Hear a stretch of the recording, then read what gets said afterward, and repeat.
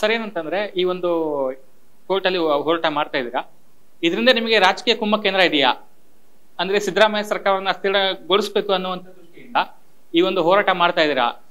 ಅಲ್ಲ, ಅಸ್ಥಿರದ ಪ್ರಶ್ನೆನೇ ಬರಲ್ಲ. ಯಾಕೆ ಅಂತಂದ್ರೆ ಅವ್ರು 137 138 ಸೀಟ್ಸ್ ಇರ್ತಕ್ಕಂತಹ ಸರ್ಕಾರವನ್ನು ಅಸ್ಥಿರಾಗಿ ಮಾಡ್ಲಿಕ್ಕೆ ಯಾಕೆ ಸಾಧ್ಯ? ಇಲ್ಲಿ ಕೇವಲ ಇರ್ತಕ್ಕಂಥದ್ದು ಭ್ರಷ್ಟಾಚಾರದ ವಿರುದ್ಧ ಹೋರಾಟವೇ ಹೊರತು ಬೇರೆ ಯಾವುದೇ ಅಸ್ಥಿರವಾದ ಪ್ರಶ್ನೆ ಉದ್ಭವಿಸೋದೇ ಇಲ್ಲ. ಇಲ್ಲಿ ನಾವು ಕೊಟ್ಟಿರ್ತಕ್ಕಂಥದ್ದು ಸಿದ್ದರಾಮಯ್ಯ ಮೇಲೆ ಇರ್ತಕ್ಕಂಥ ಗಂಭೀರವಾದ ಒಂದು ಆರೋಪ. ಆ ಆರೋಪ ಸಾಬೀತಾಗಬೇಕು ಅಂತಂದ್ರೆ ಅವರು ಇನ್ವೆಸ್ಟಿಗೇಷನ್ ಆಗಬೇಕು. ಇನ್ವೆಸ್ಟಿಗೇಷನ್ ಆಗಬೇಕು ಅಂದ್ರೆ FIR ಆಗಬೇಕು. FIR ಆಗಬೇಕು ಅಂದ್ರೆ ಇವ್ರು ರಾಜೀನಾಮೆ ಕೊಡಬೇಕು. ಇದಿಷ್ಟೇ ನನ್ನ ಡಿಮ್ಯಾಂಡ್. ಇನ್ನೊಂದು ಸರ್, ಸಚಿವ ಸಂಪುಟ ಸಭೆಯಲ್ಲಿ ರಾಜ್ಯಪಾಲರ ನಿರ್ಣಯ, ಪ್ರಾಸಿಕ್ಯೂಷನ್ ನಿರ್ಣಯ ವಿರುದ್ಧ ಅಂಗೀಕಾರ ಮಾಡ್ತಾರೆ. ಬಟ್ ಆದ್ರೆ ಅದು ಕೋರ್ಟ್ ಅಲ್ಲಿ ಕೂಡ ಅದು ಮಾಡಕ್ ಸಾಧ್ಯ ಇಲ್ಲ, ಹೆಂಗ್ ಮಾಡ್ತಾರೆ ಅನ್ನುವಂಥ ಪ್ರಶ್ನೆ ಸಿದ್ದರಾಮಯ್ಯ ಕೇಳ್ತಾರೆ. ಖಂಡಿತ ಇಲ್ಲಿ ಸಿದ್ದರಾಮಯ್ಯನವರು ರಾಜ್ಯಪಾಲರು ಕೊಟ್ಟಂತ ನೋಟಿಸ್ ಮೇಲೆ ಒಂದು ಮೀಟಿಂಗ್ ಕರೀತಾರಲ್ಲ, ದಟ್ ಈಸ್ ಅನ್ಕಾನ್ಸ್ಟಿಟ್ಯೂಷನಲ್. ಈ ಕ್ಯಾಬಿನೆಟ್ ಇರ್ತಕ್ಕಂಥದ್ದು ರಾಜ್ಯದ ಜ್ವಲಂತ ಸಮಸ್ಯೆಗಳು ಮತ್ತು ರಾಜ್ಯದ ಅಭಿವೃದ್ಧಿ ಪರ ವಿಷಯಗಳ ಬಗ್ಗೆ ಚರ್ಚೆ ಮಾಡ್ಲಿಕ್ಕೆ ಇರ್ತಕ್ಕಂತಹ ಕ್ಯಾಬಿನೆಟೇ ಹೊರತು ಇವರ ಮೇಲೆ ಬಂದಿರತಕ್ಕಂಥ ವೈಯಕ್ತಿಕವಾದಂತಹ ಆಪಾದನೆಯ ತೀರ್ಮಾನ ಮಾಡ್ಲಿಕ್ಕಲ್ಲ. ಅದು ಅನ್ಕಾನ್ಸ್ಟಿಟ್ಯೂಷನಲ್ ಮೀಟಿಂಗ್ ಅಂತ ನಾನು ಹೇಳ್ತೀನಿ. ಸರ್, ನೀವು ಈ ಕೇಸಲ್ಲಿ ಎಷ್ಟು ಕಾನ್ಫಿಡೆನ್ಸ್ ಆಗಿದ್ದೀರೋ ಅಷ್ಟೇ ಕಾನ್ಫಿಡೆನ್ಸ್ ಆಗಿ ಸಿದ್ದರಾಮಯ್ಯ ಕೂಡ ಇದ್ದಾರೆ. ಖಂಡಿತ. ಅದು ಅಲ್ಲದೆ ಕಾಂಗ್ರೆಸ್ ಹೈಕಮಾಂಡ್ ಕೂಡ ಸಿದ್ದರಾಮಯ್ಯ ಬೆಂಬಲಿಗಿದೆ. ಯಾಕಂದ್ರೆ ನಿನ್ನೆ ದೆಹಲಿಗೆ ಹೋಗಿದ್ದಾರೆ, ಹೈಕಮಾಂಡ್ ಕೂಡ ಹೇಳಿದೆ ನಾವು ಸಿಎಂ ಬೆಂಬಲಕ್ಕಿದ್ದೀವಿ ಅನ್ನುವಂತ ಮಾತನ್ನು ಹೇಳಿದ್ದಾರೆ.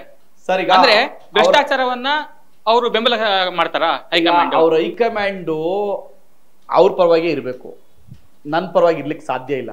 ಆದ್ರೆ ಅವರ ಹೈಕಮಾಂಡ್ನ ಅವರ ಪಾಲುದಾರ ಪಕ್ಷಗಳಲ್ಲಿ ಒಂದಾದಂತಹ ಇಂಡಿಯಾ ಮೈತ್ರಿಕೂಟದ ಒಂದು ಪಕ್ಷವಾದಂತಹ ಮಮತಾ ಬ್ಯಾನರ್ಜಿ ಅವರು ಸಿದ್ದರಾಮಯ್ಯನವರ ರಾಜೀನಾಮೆಯನ್ನ ಯಾವಾಗ ಪಡ್ಕೊಳ್ತೀರಿ ಅಂತ ಪ್ರಶ್ನೆಯನ್ನ ಮಾನ್ಯ ವಿರೋಧ ಪಕ್ಷದ ನಾಯಕರಾದ ರಾಹುಲ್ ಗಾಂಧಿ ಅವರನ್ನ ಪ್ರಶ್ನೆ ಮಾಡಿದ್ದಾರೆ.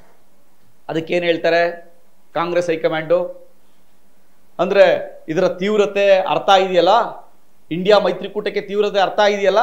ಮಮತಾ ಬ್ಯಾನರ್ಜಿ ಅವರು ಇವರ ರೆಸಿಗ್ನೇಷನ್ ಡಿಮ್ಯಾಂಡ್ ಮಾಡ್ತಿದ್ದಾರೆ ಅಂದ್ರೆ ಇದರ ಅರ್ಥ ಇದೆಯಲ್ಲ, ರಾಜೀನಾಮೆಯನ್ನ ಕೊಡಬೇಕಾದಂತ ಪ್ರಸಂಗ ಬಂದಿದೆ. ಹಾಗಾಗಿನೇ ಇವತ್ತು ನಿನ್ನೆ ಓಡೋಗಿರೋದು ಸಿದ್ದರಾಮಯ್ಯನವರು ಹೈಕಮಾಂಡ್ ನ ಭೇಟಿ ಮಾಡ್ಲಿಕ್ಕೆ. ಅಂದ್ರೆ ಡೆಲ್ಲಿಗೆ ಹೋಗಿದ್ದು ಮುಂದಿನ ಸಿಎಂ ಯಾರಂತ ಚರ್ಚೆ ಮಾಡಕ್ ಹೋದ್ರ? ಆಗಿದ್ರೆ ಖಂಡಿತ ರಾಜೀನಾಮೆ ಕೊಡಿ ಅಂತ ಹೇಳಿರ್ಲೂಬಹುದು. ಆದ್ರೆ ಮೀಡಿಯಾ ಮುಂದೆ ಅವ್ರು ಬೇರೆ ಇರ್ಬೋದು. ಅಂತ ಸಂದರ್ಭ ಬಂದ್ರೆ ರಾಜೀನಾಮೆ ಕೊಡಿ ಅಂತ ಹೇಳಿರ್ಬಹುದು.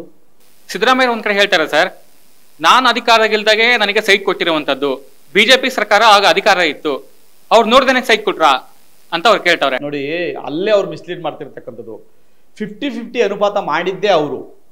ಆದ್ರೆ ರೆಟ್ರಾಸ್ಪೆಕ್ಟಿವ್ ಎಫೆಕ್ಟ್ ಮತ್ತು ಪ್ರಾಸ್ಪೆಕ್ಟಿವ್ ಎಫೆಕ್ಟ್ ಅಂತ ಮಾಡಿದ್ದು ಬಿಜೆಪಿ ಸರ್ಕಾರ. 50-50 ಅನುಪಾತದಲ್ಲೇ ಇವ್ರು ತಗೊಂಡಿರೋದು, ಇವರೇ ಮಾಡಿದ್ದು. ಅದು ರೆಟ್ರಾಸ್ಪೆಕ್ಟಿವ್ ಎಫೆಕ್ಟ್ ಮಾಡ್ಕೊಂಡ್ರು, ಇವು ಬಿಜೆಪಿ ಅವ್ರು ಮಾಡಿದ್ರು, ಅನುಕೂಲ ಪಡ್ಕೊಂಡು ಮಾಡ್ಕೊಳ್ತಿದ್ದಾರೆ. ಬಟ್ ಅದು ಅಲ್ಲದೆ ಸರ್, ಸಿದ್ದರಾಮಯ್ಯ ಹೇಳ್ತಾರೆ ಮೂಡ ಅಧ್ಯಕ್ಷರು ಬಿಜೆಪಿ ಅವರಿದ್ರು, ಅವ್ರ ಕಾಲದಲ್ಲೇ ಸೈಟ್ ಸಿಕ್ಕಿದ್ದು ಅಂತ ಹೇಳ್ತಾರೆ. ಬಿಜೆಪಿ ಅವರು ಶಾಮಿಲ್ ಆದ್ರ ಈಗ? ಅದೇ ಆ ವ್ಯಕ್ತಿ ಅವ್ರ ಜೊತೆ ಇದಾರಲ್ಲ. ಯಾಕೆ ಅವ್ರ ಜೊತೆಗೆ ಎಷ್ಟು ಕೋಟಿ ಕೊಟ್ಟಿದ್ದಾರೆ, ಎಲೆಕ್ಷನ್ಗೆ ಎಷ್ಟು ಕೋಟಿ ಬಳಸ್ಕೊಂಡಿದ್ದಾರೆ? ಈ ಮೂಡ ಹಗರಣದಿಂದ ಮೂಡಾದಲ್ಲಿ ಒಟ್ಟು 4839 ಸೈಟ್ ಮಿಸ್ ಅಪ್ರಾಪ್ರೇಷನ್ ಆಗಿರ್ತಕ್ಕಂಥದ್ದು. ಇಷ್ಟು ಸೈಟ್ನ ಸಾರ್ವಜನಿಕರಿಗೆ ಹೋಗ್ಬೇಕಾದಂಥ ಸೈಟ್ಗಳನ್ನ ಮಿಸ್ಯೂಸ್ ಮಾಡಿಕೊಂಡು ಬೇರೆ ಬೇರೆ ಹೆಸರಲ್ಲಿ ಒಂದೇ ಕುಟುಂಬಕ್ಕೆ 74 ಸೈಟ್ಗಳನ್ನ ಇಲ್ಲಿಗಲ್ ಆಗಿ ಅಲಾಟ್ಮೆಂಟ್ ಮಾಡಿರ್ತಕ್ಕಂಥದ್ದು ಮೂಡ. ಅಂತ ವ್ಯಕ್ತಿಯನ್ನು ಜೊತೆಲಿ ಕುಳಿಸ್ಕೊಂಡಿರ್ತಕ್ಕಂಥದ್ದು ಸಿದ್ದರಾಮಯ್ಯನವರು. ಅದು ಅಲ್ಲದೆ ಸರ್, ನೀವು RTI ಅಪ್ಲಿಕೇಶನ್ ಹಾಕಿದ್ದೀರಿ ಅಂತ ಹೇಳ್ತೀರಾ, RTI ಬರೀ ಸಿದ್ದರಾಮಯ್ಯ ಹೆಸರು ಮಾತ್ರ ಇದೆಯೋ ಅಥವಾ ಬೇರೆ ಯಾರಿಗೆ ಸಿಕ್ಕಿದೆ ಸೈಟು ನಿಮ್ ಪ್ರಕಾರ, ನಿಮ್ಗೆ ಗೊತ್ತಿದ್ದಂಗೆ? ಯಾವ ಸೈಟ್ಸು? ಅದೇ ಮೂಡದಿಂದ ಹಂಚಿಕೆ ಇರೋಂಥ ಸೈಟ್. ಮೂಡದಿಂದ ಬೇರೆ ಬೇರೆ ಎಲ್ಲ ವ್ಯಕ್ತಿಗಳು ಸಿಕ್ಕಿದೆ ಸರ್, ಎಲ್ಲ ಪಕ್ಷದವ್ರಿಗೂ ಸಿಕ್ಕಿದೆ. ನಾನು ಇಂಥದ್ದೇ ಪಕ್ಷ ಅಂತ ಹೇಳ್ತಿಲ್ಲ, ಪಕ್ಷದವ್ರಿಗೆ ಎಲ್ಲರಿಗೂ ಸಿಕ್ಕಿದೆ. ಆದ್ರೆ ಅದೆಲ್ಲ ತನಿಖೆ ಆಗೋದು ಯಾವಾಗ ಸರ್? ಈಗ ನಾನು ಹೇಳ್ದಲ್ಲ, 4839 ಸೈಟ್ಸ್ಗಳು ಸ್ಕ್ಯಾಮ್ ಆಗಿರ್ತಕ್ಕಂಥದ್ದು. ಅದರಲ್ಲಿ ಸಿದ್ದರಾಮಯ್ಯನವರು ಒಬ್ಬರು ಬಂದ ಮೇಲೆ 2800 ಸೈಟ್ ಈ ಒಂದು ವರ್ಷದಲ್ಲಿ ಆಗಿದೆ. ಒಂದು ವರ್ಷದಲ್ಲಿ ಇಲ್ಲಿಗಲ್ ಅಲಾಟ್ಮೆಂಟು. ಅಂದ್ರೆ ಸಾರ್ವಜನಿಕರು ಕಳೆದ 10-15 ವರ್ಷದಿಂದ 1 ಲಕ್ಷಕ್ಕೂ ಎಷ್ಟು ಜನ ಸೈಟ್ಸ್ ಹೋಲ್ಡರ್ಸು ಸೈಟ್ ಬೇಕು ಅಂತ ಮೂಡಾದಲ್ಲಿ ಅಪ್ಲಿಕೇಶನ್ ಹಾಕಿದ್ದಾರೆ. ಅಂಥವ್ರಿಗೆ ಸೈಟ್ ಸಿಕ್ಕಲ್ಲ. ಆದ್ರೆ ಒಂದೇ ಕುಟುಂಬಕ್ಕೆ ಸೇರಿದಂಥವ್ರಿಗೆ 74 ಸೈಟ್ ಸಿಕ್ಕಿದೆ, ಮತ್ತೆ ಒಂದೇ ಕುಟುಂಬಕ್ಕೆ ಸೇರಿದವರಿಗೆ 30 ಸೈಟ್ ಸಿಕ್ಕಿದೆ. ಹೇಗೆ ಸಾಧ್ಯ ಇದು? ಅಂದ್ರೆ ಮೂಡಾದಲ್ಲಿ ಸ್ಕ್ಯಾಮ್ ಆಗಿದೆ, ಅದೆಲ್ಲವೂ ತನಿಖೆ ಆಗ್ಬೇಕು. ಒಂದೇ ಈ FIR ಆದ್ರೆ ಸಬ್ಸಿಕ್ವೆಂಟ್ FIR ಅದು ಆಗ್ಬೇಕು, ಅದು ಕೂಡ ತನಿಖೆ ಆಗ್ಬೇಕು. ನನ್ನ ಡಿಮ್ಯಾಂಡು ಕೇವಲ ಸಿದ್ದರಾಮಯ್ಯನವರ ಕುಟುಂಬಕ್ಕೆ ಅಷ್ಟೇ ಅಲ್ಲ, ಅದರ ಹೊರತಾಗಿಯೂ ಕೂಡ 4839 ಸೈಟ್ಸ್ಗಳು ಟೋಟಲ್ ಸ್ಕ್ಯಾಮ್ಸ್ ಇನ್ ಮೂಡ, ಅದೆಲ್ಲವೂ ಕೂಡ ತನಿಖೆ ಆಗಿ. ಅಂದ್ರೆ ಸರ್ 5,000 ಕೋಟಿ ಇದರಲ್ಲಿ ಸ್ಕ್ಯಾಮ್ ಆಗಿದೆಯಾ? 5,000 ಕೋಟಿ, 5,000ದಿಂದ 6,000 ಕೋಟಿ ಒಟ್ಟು ಮೊತ್ತ 4839 ಸೈಟ್ಸು. ನಿಮ್ಗೆ ವಿನಾಯಕ್ ಈ ಪ್ರಕರಣದಲ್ಲಿ ಎಸ್ ಸಿದ್ದರಾಮಯ್ಯನವ್ರು ಮೂಡ ಸ್ಕ್ಯಾಮ್ ಈಗ ತಗೊಂಡಿದ್ದ, ಆದ್ರೆ ಮೂಲ ಹೊಡ್ಕೊಂಡು ಹೋಗಿರೋದು ಸಿದ್ದರಾಮಯ್ಯನವ್ರ ಜಮೀನ್ ಹೆಂಗ್ ಬಂತು, ಸಿದ್ದರಾಮಯ್ಯವ್ರು ಡಿನೋಟಿಫಿಕೇಶನ್ ಹೇಗ್ ಮಾಡಿದ್ರು, ಹೇಗೆ ಅಧಿಕಾರವನ್ನ ದುರ್ಬಳಕೆ ಮಾಡ್ಕೊಂಡ್ರು, ದಾಟಿಯ ಇನ್ವೆಸ್ಟಿಗೇಷನ್. ಈ ಪ್ರಕರಣದಲ್ಲಿ ಇನ್ನೂ ಕೇಸ್ ಹಾಕೊಂಡು ಕುತ್ಕೊಂಡ್ರೆ ಇನ್ನೂ ಅವ್ರು ಹೇಳಿದಂಗೆ 4,000ದಿಂದ 5,000 ಕೇಸ್ ಹಾಕ್ಬೇಕಾಗುತ್ತೆ. ಹೌದು. ಆದ್ರೆ ಇಲ್ಲಿ ದುರ್ಬಳಕೆ ಮಾಡ್ಕೊಂಡಿರ್ತಕ್ಕಂಥ ಸಿದ್ದರಾಮಯ್ಯನವರು ಡೇ ಫಸ್ಟ್ ಇಂದ ಹೆಂಗೆ ಯಾಮಾರಿದ್ರು ಅನ್ನೋ ಚರ್ಚೆಗಳು.